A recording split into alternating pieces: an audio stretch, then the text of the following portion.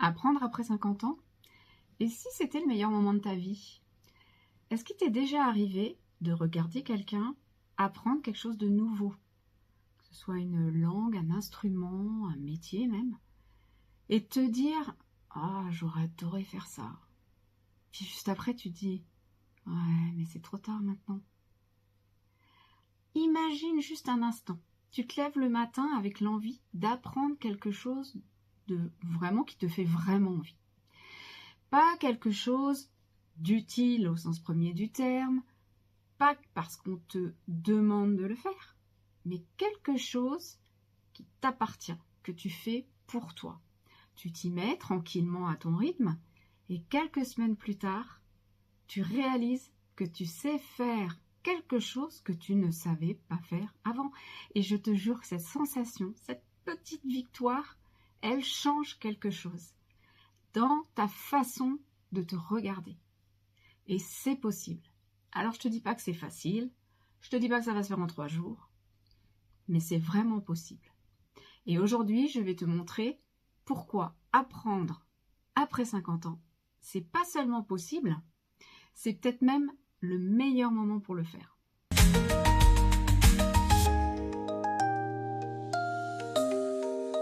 Je vais te parler du mensonge qu'on t'a appris sur ton cerveau. On t'a raconté une histoire qui est celle d'un cerveau qui atteint son pic à 25 ans et puis décline ensuite lentement et après il peut plus vraiment apprendre. Alors cette histoire, on l'entend dans les blagues sur la mémoire qui flanche. C'est aussi dans les regards un peu condescendants quand tu dis je vais faire quelque chose de nouveau. Le pire, je crois, plus sévère toujours, c'est ta petite voix qui dit non mais à ton âge. Et le problème, c'est que cette histoire, elle est incomplète. Parce qu'on ne te dit pas tout sur le cerveau. Voilà ce que les neurosciences nous disent vraiment. Le cerveau humain, il possède ce qu'on appelle la neuroplasticité, c'est-à-dire la capacité à se remodeler, à créer de nouvelles connexions et à s'adapter. Je trouve ça génial. Cette capacité, elle ne s'arrête pas à 30 ans et elle ne s'arrête pas non plus à 50 ans. Le truc, c'est qu'elle évolue, elle change de nature, mais elle est toujours là. Et ce que les chercheurs ont découvert, c'est que le cerveau adulte, c'est pas un cerveau jeune qui vieillit mal, c'est un cerveau différent, avec des forces différentes. Alors oui, la vitesse de traitement ralentit un peu. Par contre, la capacité à connecter des informations entre elles, à comprendre profondeur plutôt qu'en surface, ça s'améliore. Et il y a quelque chose d'encore plus intéressant, je trouve. Les psychologues distinguent 2 types d'intelligence. Il y a l'intelligence fluide, c'est la vitesse, c'est la réactivité, la capacité à traiter des informations nouvelles rapidement. Et puis, il y a l'intelligence cristallisée. Ça, c'est l'expérience accumulée, les connexions entre les savoirs. C'est la sagesse pratique aussi.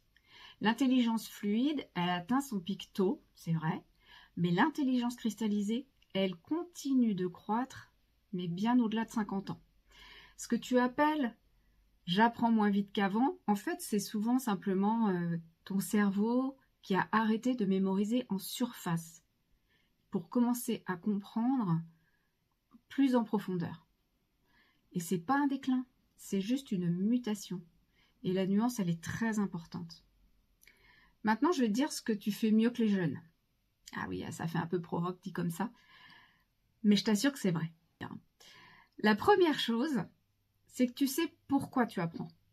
À 20 ans, on apprend souvent par obligation, parce que les études, les diplômes, les parents, la société, les cases à cocher. À 50 ans, quand tu décides d'apprendre quelque chose, c'est presque toujours par choix. C'est par envie. C'est par... ça peut être une nécessité, mais choisie. Et à 20 ans, on apprend pour les autres. À 50 ans, tu apprends vraiment, enfin, pour toi. Alors c'est long, je sais, mais ça vaut le détour. Et ça change absolument tout. La volonté qui vient de l'intérieur et pas la peur de rater un examen, c'est le carburant d'apprentissage le plus puissant qui existe. Ton cerveau, il enregistre mieux ce qui a du sens pour toi, ce qui résonne avec qui tu es et ce que tu as traversé avant. Moi, par exemple, j'apprends le coréen en ce moment. Et c'est pas pour un diplôme, c'est pas pour un CV, c'est juste parce que j'en ai envie et que peut-être un jour j'aimerais bien aller en Corée. Et la première fois que j'ai réussi à me présenter dans cette langue, bon, il y a un truc qui s'est allumé en moi. Alors c'était pas la fierté d'une bonne note, non, non. C'était plus profond que ça. Je m'étais prouvé que c'était possible. La deuxième chose, c'est que tu connectes ce que tu apprends à ce que tu as vécu. Et l'apprentissage adulte, en fait, il atterrit sur un terrain déjà riche. Chaque nouvelle compétence trouve immédiatement des connexions avec tout ce que tu as déjà traversé, tout ce que tu as déjà compris, appris, intégré. Et c'est la différence entre mémoriser et intégrer. Et la troisième chose qu'on oublie toujours, c'est que tu as appris à apprendre. 50 ans, c'est 50 ans d'expérience de toi-même. Tu sais comment tu fonctionnes, tu sais si tu es plutôt matin ou soir, tu sais si tu apprends mieux dans le silence ou avec un peu de musique, en lisant ou en faisant. En fait, cette connaissance de toi-même, c'est une compétence d'apprentissage en soi. Et ça, la plupart des jeunes de 20 ans, ils l'ont pas ou ils l'ont pas encore. Et nous, on l'a. La vraie raison pour laquelle on n'ose pas se lancer, c'est donc pas le cerveau, puisqu'on vient de voir que le cerveau, il est capable. Alors pourquoi est-ce qu'on n'ose pas se lancer? La vraie raison, c'est une phrase. Je vais avoir l'air ridicule. Ah ouais, être débutant à 50 ans, c'est s'exposer. C'est poser des questions basiques, faire des erreurs devant des gens plus jeunes, avancer lentement dans un monde où tout va tellement vite. Ça veut dire aussi un petit peu risquer le regard des autres. Et pire encore, ton regard à toi. Mais en fait, cette peur du ridicule, elle n'a rien à voir avec tes neurones. Elle a tout à voir avec le regard que la société a posé sur toi depuis que tu as passé un certain âge et que tu as fini par intérioriser jusqu'à le rendre vraiment, le prendre pour une vérité. Et sauf que ce n'en est pas une. Il y a quelque chose que j'appelle le syndrome de l'imposteur, mais version 50 ans. À 20 ans, c'est je suis pas assez bon. À 50 ans, c'est j'ai plus l'âge d'être débutant. Comme si la légitimité d'apprendre avait une date d'expiration. Elle en a pas. Être débutant à 50 ans, c'est pas une régression.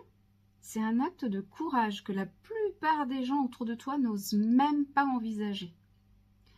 J'ai derrière moi plusieurs reconversions professionnelles. J'ai travaillé dans des domaines très variés. Et même après 50 ans, j'étais toujours la petite nouvelle. C'est l'histoire de ma vie, ça, la petite nouvelle. C'est vrai, je suis petite. Et c'est pourtant à cet âge-là que j'ai découvert que j'avais une très bonne capacité d'apprentissage. Et ça, c'est pas moi qui l'ai dit, c'est juste que quand on me l'a dit, j'ai constaté que c'était vrai. Donc par où commencer concrètement? Comment on fait? La première chose, choisis quelque chose qui t'appartient vraiment, que tu veux vraiment faire. Pas ce que tu devrais apprendre, pas ce qui est utile ou raisonnable, valorisable sur un CV, on s'en fout. Ce qui te fait quelque chose vraiment quand tu y penses. Ce petit frémissement d'envie que tu balais sous le tapis depuis des années en disant c'est pas le moment, c'est pas pour moi. Si, c'est pour toi et c'est le moment maintenant. La deuxième chose, commence petit, mais commence. Le cerveau adulte n'a pas besoin de sessions marathon. On ne te demande pas de faire 4 heures d'apprentissage par jour. Ton cerveau, il a besoin de régularité. 20 minutes tous les jours, c'est mieux que si tu fais 3 heures un dimanche et que pendant 15 jours, tu n'y reviens pas. La régularité imparfaite, c'est plus fort que la perfection abandonnée. Toujours. Si tu rates une semaine, tu reprends. Et sans te juger, sans te sentencer. Encore une fois, j'ai pas tenu. Tu reprends et c'est tout. Ton cerveau, en fait, il n'a pas oublié ce que tu lui as appris. Il attend juste que tu reviennes. La troisième chose, c'est d'accepter d'être mauvais provisoirement. Et ça, c'est le stade dans tout apprentissage que personne n'aime, je te rassure, et que tout le monde traverse. C'est celui où on est conscient qu'on ne sait pas encore faire. Alors c'est très inconfortable. Par moments, on se sent presque un peu humilié, mais c'est là, dans ces moments-là, que ton cerveau il travaille le plus. Et l'inconfort d'apprendre, c'est pas un signe que t'es pas fait pour apprendre. C'est au contraire le signe qu'il y a quelque chose qui se construit. Donc, apprendre après 50 ans, c'est pas un défi héroïque, réservé aux gens exceptionnels, non. C'est pas une lutte contre le temps ou contre ta biologie, c'est simplement décider de faire confiance à ton cerveau, qui, contrairement à ce qu'on t'a raconté, il n'a pas dit son dernier mot.